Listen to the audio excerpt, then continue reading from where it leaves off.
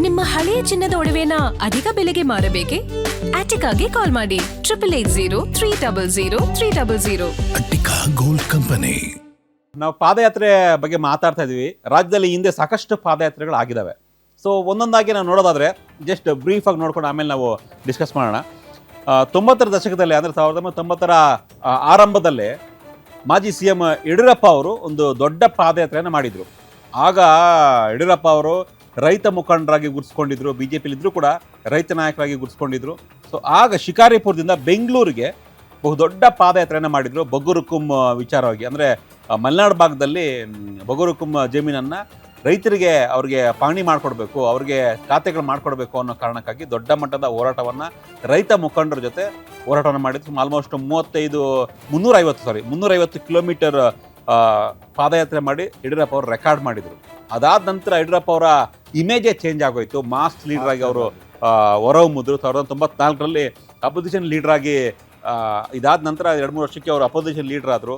ಆಗಲೇ ಯಡಿಯೂರಪ್ಪ ಗುಡುಗಿದ್ರೆ ವಿಧಾನಸೌಧ ನಡುಗುತ್ತೆ ಅನ್ನೋಂತೆಲ್ಲ ಚರ್ಚೆ ಅಷ್ಟು ದೊಡ್ಡ ಮಟ್ಟದ ಮಾಸ್ ಇಮೇಜ್ ಬಂದಿದ್ದು ಯಡಿಯೂರಪ್ಪ ಅವ್ರಿಗೆ ಈ ಪಾದಯಾತ್ರೆಯಿಂದ. ಸೊ ಇದು ಯಡಿಯೂರಪ್ಪ ಅವರ ಪಾದಯಾತ್ರೆ. ಇದಾದ ಮೇಲೆ SM ಕೃಷ್ಣ ಅವರು CM ಆಗಿದ್ದಾಗಲೇ ಒಂದು ಪಾದಯಾತ್ರೆ ಮಾಡಿದ್ರು ಮಂಡ್ಯ ಭಾಗದಲ್ಲಿ. ಆಗ ಕಾವೇರಿ ವಿಚಾರ ಬಂದಿತ್ತು. ಕಾವೇರಿ ನಮ್ದು, ಕಾವೇರಿ ನೀರು ಬಿಡಲ್ಲ, ನಾವು ಕೋರ್ಟ್ ಕಾವೇರಿ ನೀರು ಬಿಡಿ ಅಂತ ಹೇಳಿತ್ತು. ನಾವು ಬಿಡಲ್ಲ ಅಂತ, ರೈತರ ಜೊತೆ ನಾವಿದ್ದೀವಿ ಅಂತ ಮಂಡ್ಯ ಭಾಗದಲ್ಲಿ ಪಾದಯಾತ್ರೆಯನ್ನು ಮಾಡಿದ್ರು. ಒಂದು 4-5 ದಿನ ಪಾದಯಾತ್ರೆಯನ್ನು ಮಾಡಿ ರೈತರಿಗೆ ಒಂದು ರೀತಿ ಆತ್ಮವಿಶ್ವಾಸವನ್ನು ತುಂಬುವಂಥ ಕೆಲಸವನ್ನು ಮಾಡಿದ್ರು. ಅದು SM ಕೃಷ್ಣ ಅವರು CM ಆಗಿದ್ದಾಗ. ಇದಾದ್ಮೇಲೆ ಇದೇ ಸಂದರ್ಭದಲ್ಲಿ ದೇವೇಗೌಡರು ಒಂದು ಪಾದಯಾತ್ರೆ ಮಾಡಿದ್ರು ನೀರಾ ವಿಚಾರವಾಗಿ. ರೈತರು ನೀರ ಇಳಿಸೋ ವಿಚಾರಕ್ಕೆ ಸಂಬಂಧಪಟ್ಟಂತೆ SM ಕೃಷ್ಣ ಸರ್ಕಾರ ಇದ್ದಾಗ ಆವಾಗ ಒಂದು ಗುಂಡೇಟ್ ಬಿದ್ದು ರೈತ ಬಲಿಯಾಗಿದ್ರು. ಸೊ ಇದನ್ನು ವಿರೋಧಿಸಿ ದೇವೇಗೌಡರು ರೈತರ ಪರವಾಗಿ ದೊಡ್ಡ ಒಂದು ಚಳವಳಿಯನ್ನು, ಒಂದು ಪಾದಯಾತ್ರೆಯನ್ನು ಮಾಡಿದರು. ಮೈಸೂರು ಭಾಗದಲ್ಲಿ ನೀರ ಇಳಿಸೋದಕ್ಕೆ ಅವಕಾಶ ಕೊಡಬೇಕು ಅಂತ ಪಾದಯಾತ್ರೆ ಮಾಡಿ ನೆಕ್ಸ್ಟ್ ಎಲೆಕ್ಷನ್ ಆಯಿತು ಕನಕಪುರ ಲೋಕಸಭೆಗೆ, ಅಲ್ಲಿ ಗೆದ್ದಿದ್ರು ಅವರು. ಅಲ್ಲ, ಅಷ್ಟಕ್ಕೆ ಸೀಮಿತ ಅಲ್ಲ. 2004ರಲ್ಲಿ ಇವರು ಮೈನ್ ಪಾತ್ರ ಆಗ್ತಾರೆ ಸರ್ಕಾರದಲ್ಲಿ. ಹೌದೌದು, ಸರ್ಕಾರ ರಚನೆ ಆಗುತ್ತೆ, ಸಾಧ್ಯವಿಲ್ಲದಂತ ಪರಿಸ್ಥಿತಿ ನಿರ್ಮಾಣ ಆಗುತ್ತೆ. ಅವತ್ತು ಸಿದ್ದರಾಮಯ್ಯನವರು DCM ಆಗ್ತಾರೆ. ಆದ್ರೆ ಅದೇ ಟೈಮಲ್ಲಿ ಪಾದಯಾತ್ರೆ ಮಾಡಿದಂತ, ಕಾವೇರಿಗೋಸ್ಕರ ಪಾದಯಾತ್ರೆ ಮಾಡಿದಂತ ಅವರು ಮತ್ತೆ ರಿಟರ್ನ್ ಆಗೋದು. ಅವ್ರ ಸರ್ಕಾರ ಬರುತ್ತೆ, ಅವ್ರು ಬರಲ್ಲ ಅಷ್ಟೇ. ಸಮ್ಮಿಶ್ರ ಸರ್ಕಾರ ಆಗುತ್ತೆ. ದೇವೇಗೌಡರ ಕೈಯಲ್ಲಿ ಕೀ ಇರುತ್ತೆ. ಧರ್ಮಸಿಂಗ್ CM ಆಗ್ತಾರೆ. ದೇವೇಗೌಡರು ಧರ್ಮಸಿಂಗ್ ಅವರು ಸೂಚನೆ ಕೊಡ್ತಾರೆ. ಸೊ ಇದೊಂದು ಅಂದ್ರೆ ಪಾದಯಾತ್ರೆಗಳು. ಆಮೇಲೆ ಸಿದ್ದರಾಮಯ್ಯನವರು ಬಹುದೊಡ್ಡ ನಮ್ಮ ಜನರೇಷನ್ ಬಂದಾಗ ತುಂಬಾ ದೊಡ್ಡ ಮಟ್ಟದಲ್ಲಿ ಸೌಂಡ್ ಆಗಿದ್ದು ಸಿದ್ದರಾಮಯ್ಯನವರ ಪಾದಯಾತ್ರೆ. 2012ರಲ್ಲಿ ಆದಂತಹ ಪಾದಯಾತ್ರೆ ಇದು. ಬೆಂಗಳೂರಿಂದ ಬಳ್ಳಾರಿವರೆಗೆ ಜನಾರ್ದನ್ ರೆಡ್ಡಿ ಮತ್ತು ರಾಮುಲು ವಿರುದ್ಧ, ಎಸ್ಪೆಷಲಿ ರೆಡ್ಡಿ ವಿರುದ್ಧ, ಸೊ ಅಕ್ರಮ ಗಣಿಗಾರಿಕೆ ವಿರುದ್ಧವಾಗಿ ನಡೆದಂಥ ದೊಡ್ಡ ಒಂದು ಪಾದಯಾತ್ರೆ ಇದು. ಈ ಪಾದಯಾತ್ರೆ ನಂತರ ಸಿದ್ದರಾಮಯ್ಯನವರ ಇಮೇಜ್ ಬಹು ದೊಡ್ಡವಾಗಿ ಚೇಂಜಸ್ ಆಗೋಯ್ತು. ಅಹಿಂದ ನಾಯಕತ್ವ ಇದ್ದಂತಹ ಅಹಿಂದ ನಾಯಕರು ಅಂತೇನು ಕರ್ಸ್ಕೊಳ್ತಾ ಇದ್ರು ಸಿದ್ದರಾಮಯ್ಯ, ಮಾಸ್ ಲೀಡರ್ ಆಗಿ ಹೊರಹೊಮ್ಮಿದ್ದು ಈ ಪಾದಯಾತ್ರೆಯಿಂದ. ಸಖತ್ ದೊಡ್ಡ ಮಟ್ಟದ ಸಕ್ಸಸ್ ಆದಂಥ ಒಂದು ಪಾದಯಾತ್ರೆ ಇದು. ಇದಾದ್ಮೇಲೆ ಎಲ್ಲರಿಗೂ ಗೊತ್ತೇ 13ರಲ್ಲಿ ಕಾಂಗ್ರೆಸ್ ಗೆಲ್ಲುತ್ತೆ, CM ಕೂಡ ಆಗ್ತಾರೆ. ಸೊ ಇದು ಸಿದ್ದರಾಮಯ್ಯನವರ ಪಾದಯಾತ್ರೆ. ಇದೇ ಸಂದರ್ಭದಲ್ಲಿ ಮತ್ತೆ ಒಂದು ಪಾದಯಾತ್ರೆ ಆಗಿತ್ತು. ಆಗ ರಾಮುಲು ಪಾದಯಾತ್ರೆ ಮಾಡಿದ್ರು.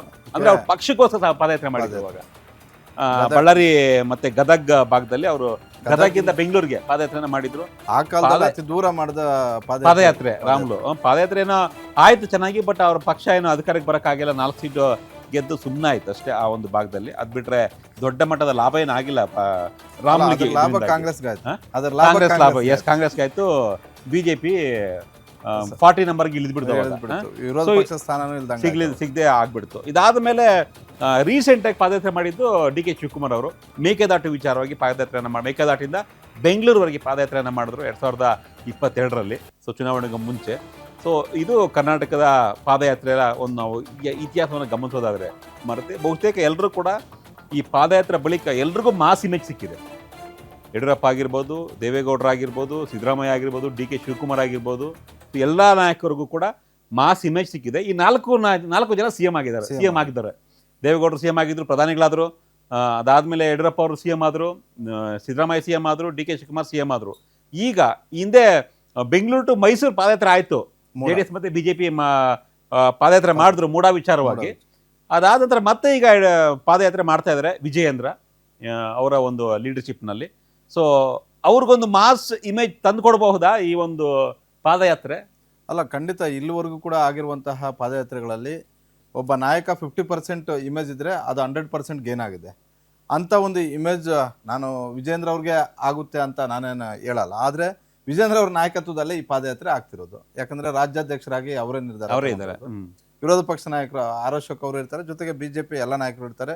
ದೆಹಲಿಯಿಂದ ಜೋಶಿ ಅವರು ಭಾಗವಹಿಸ್ತಾ ಇದ್ದಾರೆ. ಎಚ್ ಡಿ ಕುಮಾರಸ್ವಾಮಿ ಅವರು ಬರಬಹುದು ಅಂತಿದ್ದಾರೆ. ಆಹ್ವಾನವನ್ನು ಕೊಟ್ಟಿದ್ದಾರೆ, ಹೇಳಿದ್ದಾರೆ ಬರ್ತಾರೆ ಅಂತ ಹೇಳಿ. ಹೀಗಾಗಿ ಈ ಪಾದಯಾತ್ರೆ ಯಾರ್ಯಾರು ಮಾಡಿದಾರೆ ಅವರೆಲ್ಲ ಸಕ್ಸಸ್ ಆಗಿದ್ದಾರೆ.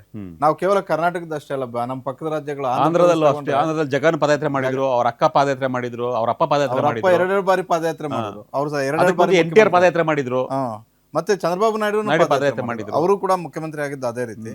ಎಕ್ಸೆಪ್ಟ್ ರಾಜ್ಯ ಅಷ್ಟೇ ಅಲ್ಲ, ದೇಶಾದ್ಯಂತ ಯಾರೆಲ್ಲ ಪಾದಯಾತ್ರೆ ಮಾಡಿದಾರೋ ಅವರೆಲ್ಲ ಸಕ್ಸಸ್ ಆಗಿರೋ ರೇಟ್ ಜಾಸ್ತಿ ಇದೆ.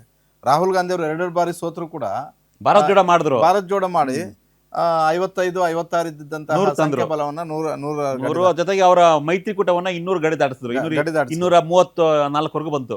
ಮಮತಾ ಬ್ಯಾನರ್ಜಿ ಸರಿಯಾಗಿ ಚುನಾವಣೆ ಮಾಡಿದ್ರೆ, ರಾಹುಲ್ ಗಾಂಧಿ ಮತ್ತೆ ಮಮತಾ ಬ್ಯಾನರ್ಜಿ ಕಾಂಗ್ರೆಸ್ ಇಂಡಿ ನಾಯಕರು ಒಕ್ಕೂಟವಾಗಿ ಕರೆಕ್ಟ್ ಆಗಿ ಹೋಗಿದ್ರೆ ಇವತ್ತು ಬೇರೆ ರಿಸಲ್ಟ್ ಮಾಡತರ ಎಫೆಕ್ಟ್ ಆಗ್ತಾ ಇತ್ತು ಅಂತ. ಬೇರೆ ಎಫೆಕ್ಟ್ ಆಗ್ತಿತ್ತು. ಯಾಕಂತ ಹೇಳಿದ್ರೆ ಪಾದಯಾತ್ರೆ ಮಾಡಿದಾಗ ಇಡೀ ದೇಶದ ಜನ ಕೈ ಹಿಡಿದಿದ್ದಾರೆ. ಹೀಗಾಗಿ ಈ ಬಾರಿ ಬಿಜೆಪಿ ಅವರಲ್ಲಿದ್ದಂತಹ ಕೆಲವೊಂದಷ್ಟು ಗೊಂದಲಗಳು, ಭಿನ್ನಾಭಿಪ್ರಾಯಗಳು, ಸಮಸ್ಯೆಗಳು ಎಲ್ಲದಕ್ಕೂ ಕೂಡ ತೆರೆ ಬೀಳುವಂತಹ ಪಾದಯಾತ್ರೆ ಇದಾಗಬಹುದು. ಪಾದಯಾತ್ರೆ ಅಂದಾಗ ಸಹಜವಾಗಿ ಒಗ್ಗಟ್ಟು ಪ್ರದರ್ಶನ ಮಾಡಲೇಬೇಕಾಗುತ್ತೆ. ಆಡಳಿತ ಪಕ್ಷದ ವಿರುದ್ಧ ಕೆಲಸ ಪಾದಯಾತ್ರೆ ಮಾಡ್ತಿರೋದು. ಜೊತೆಗೆ DK ಶಿವಕುಮಾರ್ ಮುಖ್ಯಮಂತ್ರಿ. ನೀವು ಬೇರೆ ಲೆಕ್ಕಾಚಾರ, ನಾವು ಬೇರೆ ಲೆಕ್ಕಾಚಾರ ಹಾಕೋದಕ್ಕಿಂತಲೂ ಕೂಡ DK ಶಿವಕುಮಾರ್ ಇವರೊಂದು ಲೆಕ್ಕಾಚಾರ ಹಾಕಿದ್ರೆ ಅವ್ರ ಲೆಕ್ಕಾಚಾರಗಳು ಬೇರೆ ಇರ್ತವೆ. ಹೀಗಾಗಿ ಇದೆಲ್ಲ ಸೂಕ್ಷ್ಮಗಳು ಬಿಜೆಪಿ ಅವ್ರಿಗೂ ಗೊತ್ತು, JDS ಅವ್ರಿಗೂ ಕೂಡ ಗೊತ್ತು. ಬಿಡದಿ ಟೌನ್ಶಿಪ್ ಪಾದಯಾತ್ರೆಯಲ್ಲಿ JDS ಸಹಜವಾಗಿ ಒಂದಷ್ಟು ಗೈನ್ ಆಗಿದೆ, ಒಂದಷ್ಟು ಮಾರ್ಕ್ಸ್ ತಗೊಂಡಿದೆ. ಹೀಗಾಗಿ ನಾವು ಆ ಸ್ಕೋರ್ ಮಾಡಬೇಕು ಅಂತ ವಿಜೇಂದ್ರ ಅರೋಶಕ್ ನೇತೃತ್ವದಲ್ಲಿ ಬಿಜೆಪಿ ಅವರು ಕೂಡ ರೆಡಿ ಆಗ್ತಾ ಇದ್ದಾರೆ. ನೋಡೋಣ, ಈ ಕಡೆ ಮುಖ್ಯಮಂತ್ರಿಗಳು ಕೂಡ ಇದ್ದಾರೆ, ಮಾಜಿ ಯಾವ ತರ ಕೌಂಟರ್ ಕೊಡ್ಬೋದು ಅಂತ. ಅವರೇನು ಸುಮ್ಮನೆ ಅಂತೂ ಇರಲ್ಲ. ಎಸ್, ನೋಡೋಣ. ಪಾದಯಾತ್ರೆ ಅಂತ ಅನೌನ್ಸ್ ಆಗಿದೆ. 1ನೇ ತಾರೀಕಿಂದ ಸೆಪ್ಟೆಂಬರ್ 1ರಿಂದ 10ನೇ ತಾರೀಕುವರೆಗೂ 10 ದಿನ ನಡೆಯುತ್ತೆ ಈ ಒಂದು ಪಾದಯಾತ್ರೆ, ಬಿಜೆಪಿ ಪಾದಯಾತ್ರೆ.